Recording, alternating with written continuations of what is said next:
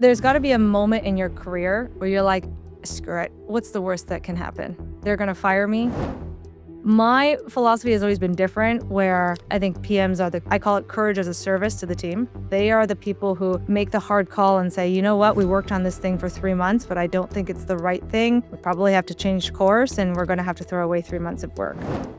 There's nothing I can like more in a work context than someone pushing back on me.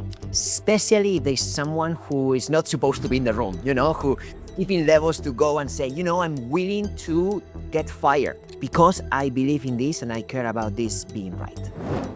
That I'm like, I knew in my gut that we should version the API. From all of my experience in Shopify, I was like, I know that this is the right move. That's a pretty magical moment. And I think the people who are successful here, when those moments hit, that's a high you will never get back. It's like we built just this thing that is so imaginative and creative. Hey, this is Carlos, CEO at Product School and your host on the Product Podcast. Today's guest is Vanessa Lee, Vice President of Product at Shopify. Shopify is the engine of global commerce. They've powered over $1.1 trillion in sales, and they're currently the second largest online retailer in the US, right after Amazon. They've got a market cap of over $165 billion, and their recent revenue grew 30% year over year, all while staying profitable. Vanessa is a two-time YC founder who rose to become the most senior product leader at Shopify, reporting directly to the CEO. During our conversation, Vanessa goes deep into their playbook for transforming from a traditional SaaS into an AI-native company. We discuss the recent partnership with OpenAI to make their e-commerce stores discoverable by agents, how to apply an AI-first mindset to the hiring process across all levels of seniority, what it really means for a product leader to maintain a builder's mindset and stay involved in technical details to ensure product cohesion. We even get a real-time demo on how they use Evals to grade the quality of AI output. And finally, how to develop the courage to follow your intuition and push back, like the time she convinced her CEO to version Shopify's API. Let's get into it. Welcome to the Product Podcast, Vanessa. Thank you for having me, Carlos. I'm super pumped to be here. You are the most senior product leader at Shopify, and you work directly with Toby. That's really cool, but I can imagine that can also be pretty intense, right? No, it is a walk in the park. I barely come in the office. No, it is intense, but it's been also very fun. So I think that's like the best part of doing this. Toby and I have worked together almost for a decade. And over the last, 6 months, 7 months now, we've gotten to work directly together. And yeah, we've been able to do a lot of cool stuff. So it's intense, but it is gratifying. Some people in my company say that I'm lively. And I said, that's a very nice way of saying I'm very intense. Yeah, that might be or like, hey, you have a lot of energy. Yeah, you're very passionate. Those are all very kind things to say to someone. So you have a really cool story, right? So you did a Y Combinator with two startups before you joined Shopify, and then you joined Shopify basically as a senior PM, as an individual contributor. Yeah, so I did robotics engineering, and this was before robotics were cool, I promise you, because that's all the way in the much earlier part of the 2000s. And when you're a robotics engineer back then, you learn like a bit of everything. So you do some software, some chemical engineering, some mechanical engineering, some electrical engineering, do a bunch of sensor stuff. And so you kind of come out like as a jack of all trades, but you're not like a great software engineer because you didn't spend all your time doing it. You're not a great mechanical engineer. And so although you understand the system, you're not like someone that someone would hire right out of the bat, because reality is teams build robots. And so you have the software team who are made up of software engineers, you have the mechanical engineering team, you have the electrical engineering team, then they all work together, right? So a lot of us who did robotics engineering in the early 2000s came out and said like, well, what do we do now? The one thing we all know how to do, because we've had to context switch, through our university career, is we know how to learn, right? So you like, okay, I'm going to go from one exam, which is like material science, to another exam, which is operating systems, to the next exam after that being like kinetics, right? Which just teaches you how to like have a lot of grit and learn very quickly. So a lot of us actually went into startups early on because we honestly didn't really know what to do with our degrees. We didn't really fit into any role that was super popular in the early 2000s. It was mostly software. And so I worked with a couple of my classmates, and we were living in California at the time, and e-commerce was, like, just starting to get popular. And because we were in the States, now a lot more we could buy from a lot more, businesses. This was, during an internship right before we graduated, and we had a hard time receiving these packages. And so we decided that our thesis project would be like an Amazon locker delivery box. We've all, even in North America, been very accustomed to these now. They were actually very popular in Europe, even way before Amazon brought them over. And back then, it wasn't really a solution. So we created something called Buffer Box as part of our thesis project. We turned that into a company. I ended up leaving because I ended up accepting a job at Microsoft, but that company ended up going to YC, and then getting acquired by Google, I think, like, only 18 months after we started it. And then that gave me the freedom and a bit of a chip on my shoulder to say, "Okay, I'm at Microsoft right now. I'm a PM at Microsoft. I'm maybe 21 at this point." And I was like, Bufferbox just got acquired. I was like, I have a little bit of financial freedom to try something new again. So I ended up moving back to Toronto and then doing a startup for the next 4 years. And then so that one I did go, we attended YC again. But during those 4 long years, we basically tried to look at senior care and rethink how senior care can be more efficient. So that's what I did for 4 years, which is also pretty uh, different from Amazon locker boxes. And then when I had to wind that down in 2017, I joined Shopify as a senior PM, and I've been here ever since. That must be, I mean, as a founder, um, I'm very curious about like that transition, right? From founder to large company, back to founder, and then large company again, right? Why did you stick to large company for it's been for a decade? Yeah, I mean, I wasn't so good at sticking at Microsoft. I think I was only at Microsoft for a collective 18 months. So I think it depends on the company. So when I first accepted Microsoft's offer and I left Bufferbox, I at that point was a new grad. I needed money. I have like student bills to pay, like very normal reasons to take a job. And I think at that point, Microsoft was also going through a lot of change. This was like the last year of Steve Ballmer. I was there when Steve Ballmer gave his last company meeting. It was very emotional. And I think, like, it was, like, really, I went from, like, a startup to one of the largest companies, in technology at the time in terms of number of people. And I think that was hard actually for me. I went from being able to be scrappy and, like, seeing a lot of pace, and even though if you're in your own little island that no one cares about, you're able to write your future pretty, like, directly and problem solve, so it was very motivating at Bufferbox, and then going to a place where 1 PM, Microsoft's such a large organization, is underpins so much of, society, to be honest, especially back then, that, like, you had to be careful to not break Wall Street. You had to be careful that the airlines that are using Windows are secure, right? And so I worked in security in Windows, and even back then, it was a bit of a shock going into, "Okay, I'm gonna own this brief, and I'm gonna live and build this really long PRD," right? Like, 40-page PRD, and, like, I do think I had a really hard time. So, like, I wouldn't say that my every big company going from a startup was for me, but I met some amazing people, and I think the thing that I learned from Microsoft, like, sitting especially in the Windows group, where I was, down the hall from the creator of the kernel, like the original creator of the kernel. And like, I was working with Dan Kaminsky and like some of the really, really talented white hats. And I think that what was amazing was they were so humble and gracious with their time, with at that point, like a very young Vanessa. And I think that just taught me one thing that reiterated through my career, which is there is actually no room for assholes. Right? Like, really smart people who are generous with their time, are always around, and you have no real excuse, no matter how successful you are, or how smart you are, or how little time you have to not kinda give back and kinda teach the next generation of leaders, of engineers. And so that was really really cool. But then Shopify was a whole different vibe when I joined in 2017. We were very much smaller than Microsoft. I think it was the 21st PM, and we were much smaller at the time as a company. And so I think I had a lot of I kind of joined, and I said this in a context episode with Toby. I didn't really think that I would be at Shopify almost a decade later.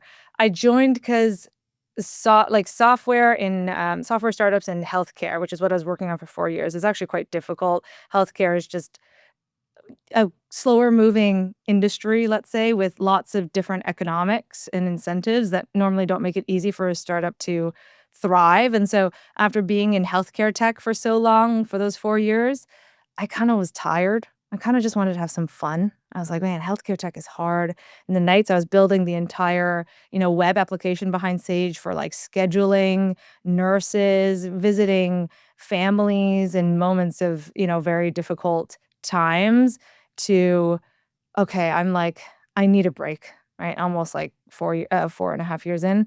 And so at that point, I just found Shopify on a bit of a whim.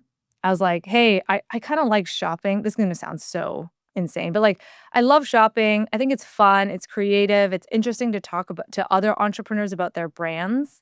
I actually, at that point, when rolling down my startup, I said, I don't know much about the world. And I have all these great connections through YC, through just people I had met through the community of startups in Toronto. I just started cold calling people.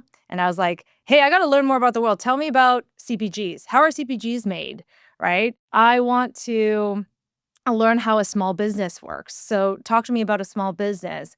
And then one in particular, who's on Queen Street here in Toronto, I had a coffee with someone who started a brand on Shopify. And at first we were just talking about how much blood, sweat, and tears she had to put into her business. She had to paint the walls herself. She had to put up her own funding to get the storefront started. And then I was like, cool, okay, this is like pretty, like the courage that I saw in her, I could recognize as something that even in the Bay Area in those 4 years, I was like, I see a lot of we're always, like, heralded as being very courageous when you look at startup founders in the Bay Area, but really, I mean, we have VCs chasing us for money, or hopefully, if we're doing our jobs right, we got people taking us for nice dinners. There's this entrepreneur who's just trying to build a storefront, and banks are having a hard time lending to her. She's having to paint her storefront herself. I'm like, this is very courageous. I had really admired her story. And then I was like, what can I do to help? I'm an engineer. I have some free time. And she's like, well, I have a Shopify site and I want to make it better. And I want to grow my online business because, rent's expensive for me right now. And so I ended up helping her change her theme, which is my first experience with Shopify. And actually that night, I ended up reaching out to Satish, who was a VP of product here at Shopify prior, because he was a friend of a friend, and saying like, hey, I might be interested in joining Shopify. I had a lot of fun with a merchant. And then I think I joined the Tuesday after. As a founder myself, every time I have the opportunity to work with other founders, it's like hitting the jackpot, right? And I was having a conversation with a GM at Rippling here on the podcast, and she said that Rippling employs over 100 former founders, like something insane like that. There are over 4,000 people now. But I think that also defines the culture, especially as you start growing through the ranks. I mean, look at you. You are now the most senior product leader. Like, there's multiple reasons why you've been where you are today, and that also sets the tone for that next generation. Yeah, I think that we have a lot of previous founders here as well, whether they came in through an acquisition or whether they're like me and they rolled down their startup and then kind of just joined. And I think the thing that sets, Shopify's culture apart, and why I've kind of found myself here 9 years later, is because there is this level of autonomy that is still possible here if you know how to tell the story, if you know how to make decisions. Like, there is it's not the same as owning a startup by any means. I think there's still a bit of a growth, like a growing period, growing pains period when a founder comes in. But do if you can tell the story correctly, Toby is so in the details, he always has been through my whole time here, that you can get more stuff done here than you can anywhere else. And it's at a scale that it isn't like just like you as a startup having to, grow every aspect. And I think that's pretty addicting for people who are founders. And let's talk about that, being in the details. Shopify has been notorious for that as being part of the culture, and it sounds very nice from the outside. That's definitely better than micromanaging.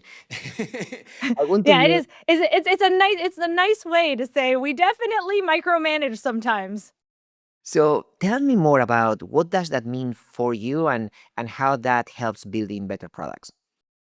Yeah, I mean, there's two aspects of it. Like, one, the challenging part as a company grows is often that you cannot see the forest in the trees, right? And so then companies often build lots of process to try and do that, right? The beautiful thing about Shopify, we stayed at kind of 10,000 people for a while, actually. We haven't really changed in terms of number of headcount in a bit. And I think that that is a bit deliberate, but I think the thing that is a little bit different for us is when you're in the details, it actually is it sounds nice on the outside, it's actually pretty difficult, internally. I'm sure there's a lot of PMs who are often like, "Well, why is Vanessa giving a shit about the shade of this, shadow here? Why is she, caring if, in the API this is is a real conversation we had last week. It's like, why does she care if, like, the namespace is separated in 2 keys versus like, dot notation separated in 1 key, right? Like, and so there's a lot there, but I think the bigger thing that I try and tell people is like, yeah, I'm sure for a lot of people coming in when they were taught PM is about autonomy, you're the CEO of the product, and there's that whole era of PM. That, I think, brings a lot of ego into every conversation, and the PM's like, "Well, I'm the CEO of the product. I should make decisions, and I gotta prove I can make decisions," but the people who are really excellent here kinda shed that pretty quickly, and then they really just isolate on, like, one thing, which is when you are working on hard problems with smart people, and there's this magical moment where you guys build on each other's ideas, tear it down, build it back up. And you can tell that the solution that you guys came up with is actually better than if you guys were to try and attack it apart. That's a pretty magical moment. And I think the people who are successful here, when those moments hit, that's a high you will never get back. It's like we built just this thing that is so imaginative and creative and could not believe how good it was from a product perspective. That's I think what everyone fights for here. I want to talk about leverage. That's something I also struggle with, right? Like there's certain areas of a business I want to be more involved in than others. And as we talk about product, you being in the details probably comes with certain trade-offs, being able to spend less time on other areas. But in any case, like how do you get yourself some leverage to be able to do things that on paper VP shouldn't be doing? I mean, one, it goes like there's phenomenal directors, VPs, there's phenomenal PMs across the board in Shopify. So that's another piece of it. But two, I think that there's just a element of I do these things that I call like sprints with teams. If I kind of get an inkling like something isn't right, I'll be like, let's do a sprint.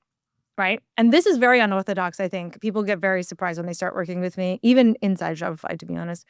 Um, where I'm like, we're gonna meet every day.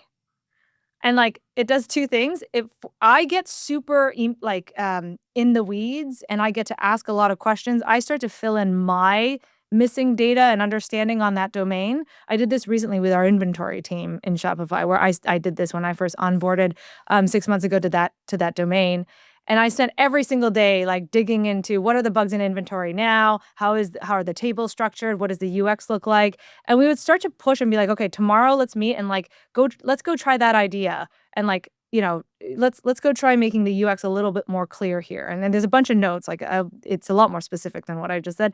And then they'll come back and we'll do it again, right? It's very intense. Teams, I think, can often feel a bit off guard, but by the second week of doing that every day, something happens where I start to gain a much better understanding. So from this point onwards, I know enough about the lay of the land of where they are and where they want to go, where my involvement now is still be educated and I can give good advice, but I don't need to spend as much time. And then two, the team has a better idea of not just the aim of where we want to be, but why it's the aim because we work through it together. And then the team now knows, hey, when I'm working with Vanessa, there is no pretenses. Like she can I can just bring up the Figma. She kind of has some understanding of where we were. So like, hey, remember when we chatted a month ago? That's where we were. This is where we want to go next. And there's just an element of like lowering all the egos in the room so we can refocus on the work. Because I think it can be quite intense if you're like, oh my God, at teams I said this, like Vanessa's asking for a meeting every day. Like you get over that fear very quickly by day 4. I love that. I think that proves that it is possible, even at a larger scale. You mentioned like 10,000 employees, multi-billion-dollar business, because that also defines culture. And culture is not for everybody, but I think you defining who you are, what you expect, and who you are not, and what you don't expect kind of sets that tone for other people when you are not in a room. Yeah, we also have, that's how we do like, hey, there's a couple like areas that as a leader, you're like, ooh, that's an important area. I want to spend a lot of time there. But I can't do that for every single team. I'll kind of have a running list of like, over time, over 6 months, I'll get a pretty good understanding of where everything is.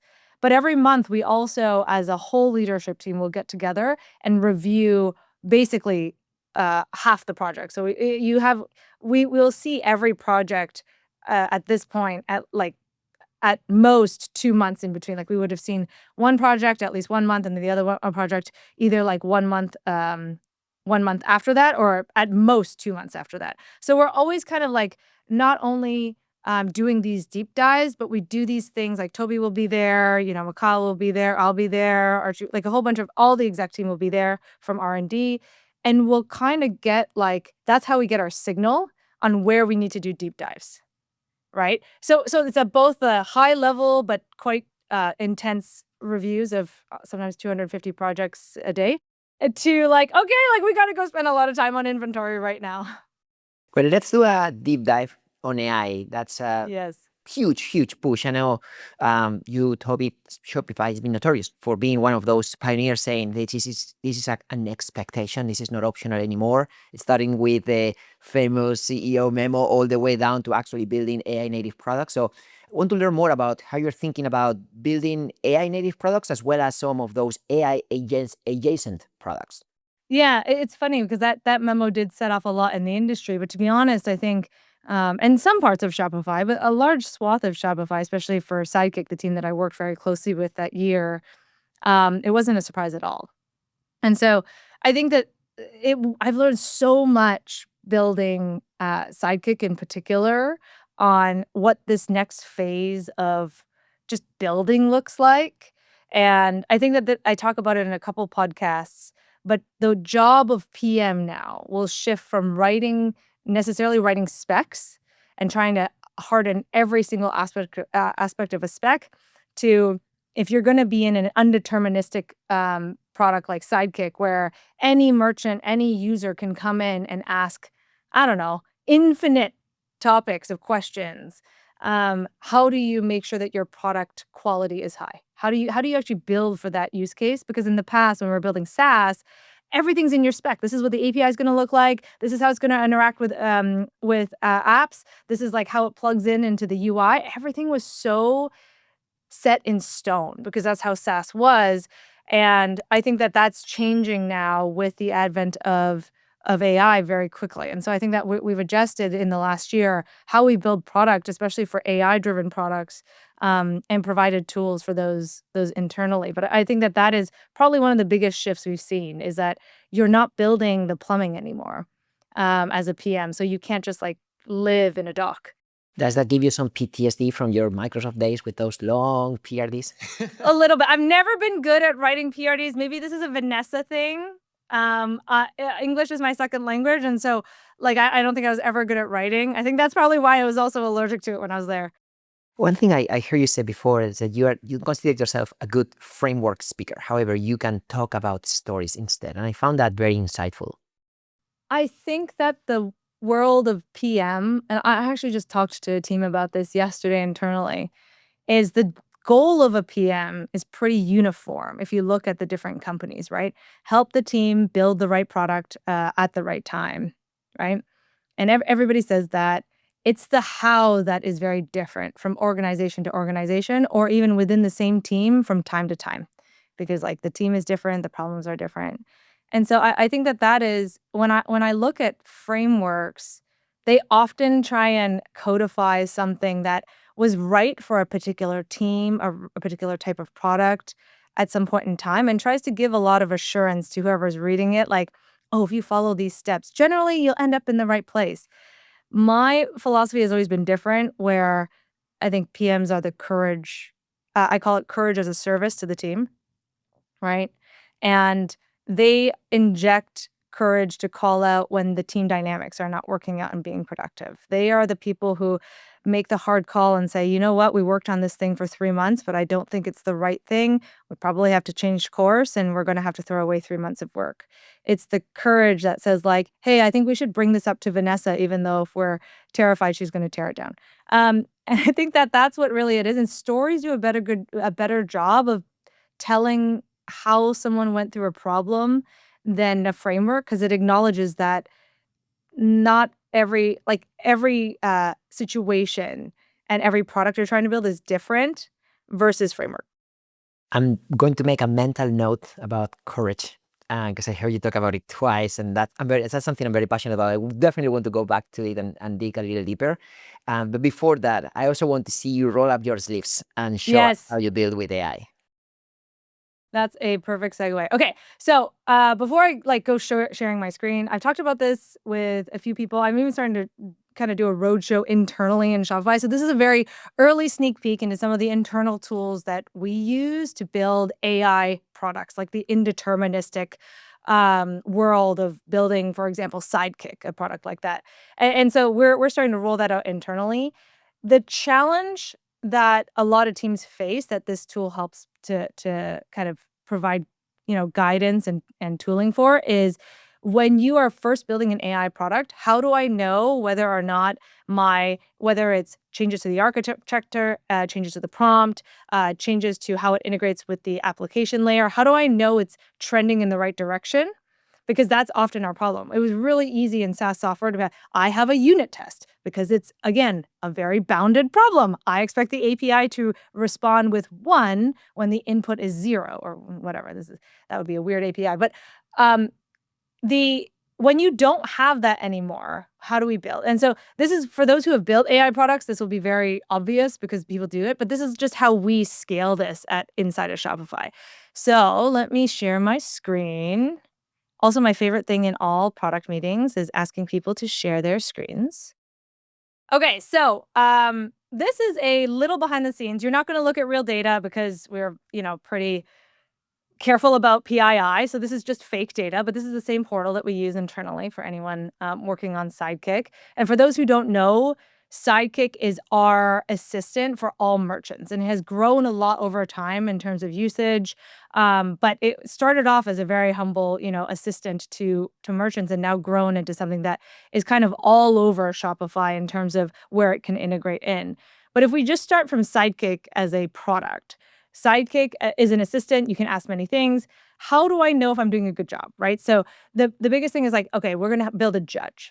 Okay, everyone says this, everyone knows this. Okay, we got to make sure that we have an evaluation structure. The way we do it is through an LLM-based evaluation structure, meaning we've fine-tuned an LLM that if you give it one of the Sidekick conversations, it can tell you whether Sidekick did a good job, a bad job, or like an okay job, right? And so this is what ACE is. ACEs are essentially what we nickname our judge, okay? So ACE is taught to actually look at every conversation and give us a score. But the problem for a lot of folks is like, okay, but where do I impart my product opinion into Sidekick? How do I train this judge? Because my opinion of what a good conversation is, which is what essentially PRD used to define, right? PRD is always defined like requirements, but then also by the time you reach a spec, it defines what good looks like. But if I don't have a bounded problem where I can't write a spec, how do I impart what good looks like into an AI-based product like Sidekick? So what we have built is the ability for a PM to come here and basically define what good looks like over and over again. Okay. So what we do is we have all these conversations. These are actually fake conversations we can either generate, we can also sanitize real conversations.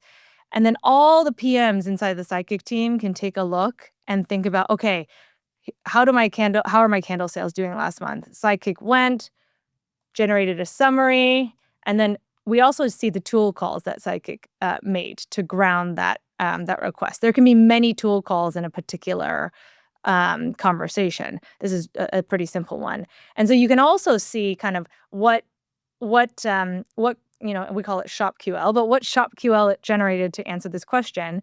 And then as a PM, you can come in here and you can say, okay, let me annotate this. Okay. And when you annotate, you are essentially grading this conversation. And you're saying like, this is a pretty good one, to be honest. Like without looking at it, I won't submit this. Like the grounding looks pretty good, right? Like it looked like it actually fetched the right data and it used the data in the response. That's good. The merchant sentiment, what would you say the merchant sentiment is here? I mean, the merchant didn't say anything. So let's just wrote it as like, neutral engagement. They didn't come back and ask for more details. So we go through all of these dimensions and then you start to impart what you as a PM believe this should be. And the PMs here didn't just grade, they also defined all of these dimensions. So like when you look at Sidekick, the PMs here decided, you know what, obviously we want to make sure it's accurate, it's grounded, that the merchants are happy, that it actually fulfilled the goal that the merchant had intended. Was it actually executed correctly? Were there errors? This is more like about, if Sidekick were to hallucinate an API call and it failed, the language quality, the safety. These are all defined by the PM and it's editable. But once it's defined, they can actually submit goals. So they do this over and over and over again. So you would like submit all of these ratings. And then they would actually take a look at, okay, well, here's all of my ratings. So there's actually ACE scores here. They will make sure they rate it more than one time. So not just one PM rates it, but like two PMs will rate it and make sure that they both think and agree that the safety and the groundedness are aligned. Because again, this is a subjective problem. So like me and you, Carlos, might grade a little bit differently. So this seems like an internal evaluation tool to improve the quality of this non-deterministic feature. Exactly. So this is our internal tool where at this point, it's like me and you working together to impart our product sense and our intuition and opinions into these conversations, right? So we'll generate these across different domains, different topics, and then we'll also sample like real live conversations, sanitize them and do the same. And then we take all of these and what we do is we can generate. So let's say because this is test, I can actually approve this. They get approved by an even more, like it's usually the lead PM. I'm pretending to be a fake user here, which is Charles Babbage. But once you approve it, then you have this subset of what's called like training data, ground truth set. This has all of me and you and all of the other PMs on the team. It imparts all of our opinions on what good looks like into this data, right? Because we have all that grading. And then we basically run we have an automated way of creating and prompting a judge based on this. This is going to take a while, so it probably won't finish while we're here. But we basically use this to create a judge. Love it. So this makes a lot of sense for, let's call it an AI native feature or product. How would you go about, let's call it a product that already existed before AI, where you are also infusing more AI capabilities? Yeah, that's actually a really good question. So Sidekick, let's take Flow, for example, okay? Flow is like our if this, then that, our Zapier inside of Shopify. So you can like say, if I get an order coming in that's more than $100, tag it as, expedited so that my fulfillment team knows to accelerate it, right? So Flow also you can manually create Flow. Flow existed for many years. This is an existing product before even 2023, right? What we wanted to do is we wanted to give the ability for users to basically generate flows. I want to be able to say, hey, I want to have an automation that tags orders, and then it'll just generate the flow for you, right? Which is a lot of AI. It's like an auxiliary AI helping you to use Flow. We do the same thing. So this is the part that is challenging. It's like, oh, well, that works for conversations. It also works for something like Flow. So in this case, we have a judge for Flow as well, because there's always an LLM there taking an input and then turning it into a bunch of output. In this case, I think we actually have a language that defines a flow. And in this case, you would do the same task of judging a particular, input is the output correct? And then you would say yes or no. And the sub team, in this case, the flow team, would do that over and over again. And then they would also create a sub judge just for flow, because all of this is generational, right? So like in segmentation, you're generating a particular shop QL, like you saw in the first conversation, that like query language we have based on an input. Theme gen, same thing. So we actually do the same thing that you had just seen with conversations, but anytime there's a generation, there's always a judge in place. And so we'll just do the same thing, but just in different mediums. Got it. Well, there are multiple things that came to mind. Well, first of all, obviously, as a large company, you in this case chose to build and have your own solution, which obviously makes sense at that scale. And I think some people might be thinking, well, but I'm in a smaller company, maybe we don't have the resources to build something. Well, you can buy. Maybe not exactly percent what you, it's 100% exactly what you need, but like works good enough. There's so many no code and other tools out there, SaaS, that can help PMs to get to a certain level of sophistication. My second observation is like, how technical do you need to be? Obviously, you come from a robotics engineering background, but like based on what you demoed here, you don't need to be a robotics engineer, right, in order to make sense of all of this data. Yeah, exactly. Because that's the part that I think, I mean, the concept of building a LLM judge using the ground truth set, and then that judge then leading to whatever the engineers are building for Sidekick, they test it against the judge, right? So they're using the judge to kind of be like the unit test. Remember test-driven development, where sometimes PM would build tests? That's your judge. So yeah, like I think that it is something that is difficult. We've built this for ourselves and for teams across Shopify to basically accelerate this, but it is something that it takes a little bit of time to get used to. But I think that we started doing this even before we had this interface, is if you can build a judge, however you can build a judge, right? You can actually start to build using AI. We just scaled it with this interface. Exactly. And I'm going to connect this to your previous point around courage, because, well, first of all, what you just did takes not only courage, but knowledge. Like, you proved it. And I don't know, there's a lot of group VPs out there or CPOs out there that are able to go to this level of detail. But I also want to learn more about how you're thinking about courage, right? I always define this as taking action in the presence of fear. And I can imagine, especially for people who maybe don't report to you directly, or even for you in some situations when you need to report up, you also have to bring that courage and find common ways to get to a resolution. So how do you think about this? Yeah, I mean, it's not just even for PMs. It's for, I think, everyone who has a challenging career. Courage and self-confidence is the start of everything. And that is actually really not acknowledged and not talked about enough, in my opinion. Here's like I remember the first time I ever met with Toby in a small room, which at this point, I think I was maybe a lead, like a senior lead. I think it was like 2019, maybe 2018. And I had I had talked to Toby in larger meetings, but I had never met with him like small in like a 4-person meeting. And during that meeting, my goal was actually to convince him that we should version our API, because at that point I had owned our app platform. I thought that in that point, um, I call it I call it kind of your like screw it moment. There's got to be a moment in your career where you're like, screw it. What's the worst that can happen? They're gonna fire me. That's better than me not making this call. And you kind of, for certain problems, you do have to hit that point. So versioning our API is a pretty big move, right? Like that is not something that you do lightly. It has ramifications for internally. Are teams breaking the API? And especially for me being a junior PM at that point, a more junior PM, it was pretty scary. So I think it's just about knowing so much information that I'm like, I knew in my gut that we should version the API. From all of my experience in Shopify, I was like, I know that this is the right move. So much so that I'm like, screw it. Like, what's the worst that can happen? They fire me? Like, it's like a way to just like come out of that. And I think in that 45 minutes, we decided to version the API. So for context, basically you are the up and coming lead PM. So you don't report to the super CEO yet. The CEO has a different opinion. So here you are trying to convince your CEO to change his mind. Carlos, he literally told me when I sat down, he's like, what is this meeting about? And I was like, oh, we're going to talk about versioning the API. And he's like, oh yeah, this is going to be a short meeting because I'm not doing that.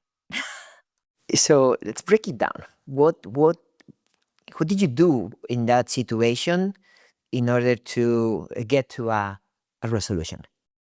I mean, there's like a few things. I actually use this story a lot because I do think it represents a lot of what earlier PMs struggle with a lot. So one, what I don't say when when you see that just, oh, the decision was made in one meeting is I had been working with teams across Shopify who were inadvertently breaking the API for the last 12 months. So I knew more about our APIs, how they were breaking, teams were contorting themselves to not break it. I basically knew the domain better than anyone else in the company. And I knew that versioning the API was correct because I had more knowledge there than anyone in the company because I spent so much time working in that platform. And so when I went into that meeting, I remember I did two things. One is I already had all of my proof points of like, yeah, you think you're not breaking the API, Toby, by not versioning and that teams are like perfect. They're never going to break the API. Here's 4 examples of breaking the API that I worked directly with teams on in the last year.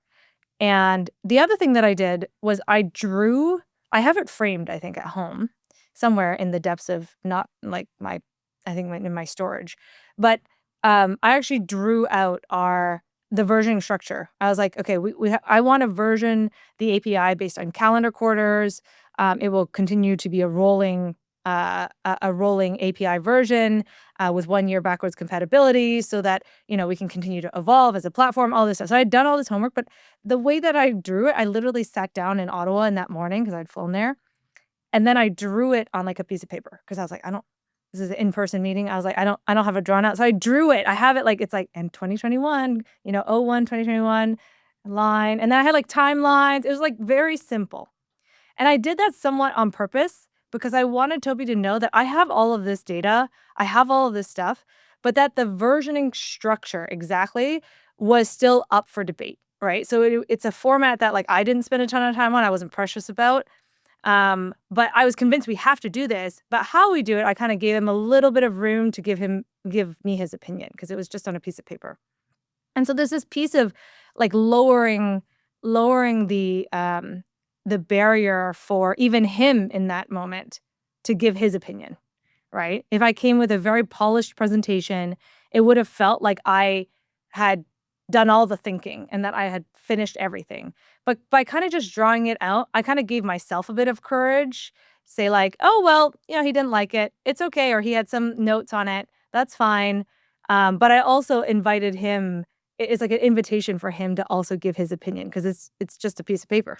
So there's all these small things that you can do. I mean, there's nothing I can like more in a work context than someone pushing back on me. And I know it can sound counterintuitive. You probably can resonate with this because that shows care.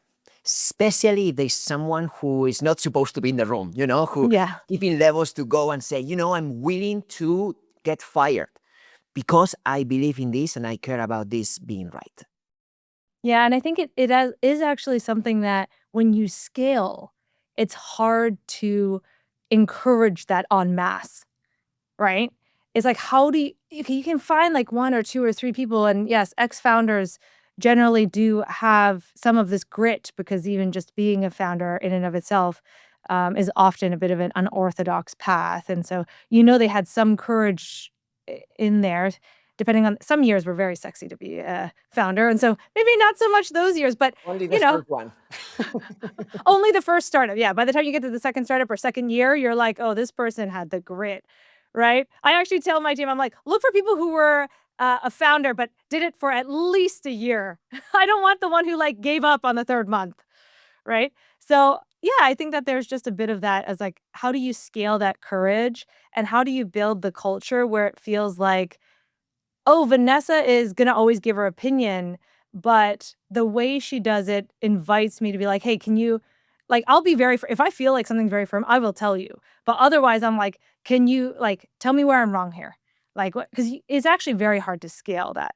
Yeah, I agree with you. And I think just getting to the mechanics of this, tapping into like deep emotions for someone to truly pay attention, I think it's critical. Like, obviously, if we're talking about a CEO's pet project, they are going to care for sure, or your own pet project. But what if there is something else that is not that as sexy, you know? And I think at least when I hear that this is going to generate either fear or greed, I tend to pay more attention, right? Like if we are going to die if we don't fix this, I'm going to pay attention. Or if we're going to make a lot of money if we do this, then I'm also going to pay attention. But kind of meeting in the middle tends to be like, well, I have 1,000 other things to worry about. Yeah, you're right, and it's not just I mean, that's how we build products, right?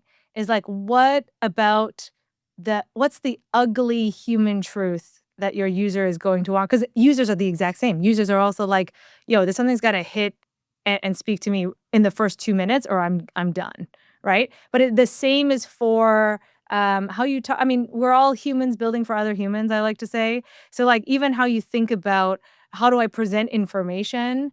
Right? Is not just internally, but externally. That's a practice that we do a lot as PMs. Is like, what's the unshakable thing here for why I care about this so much?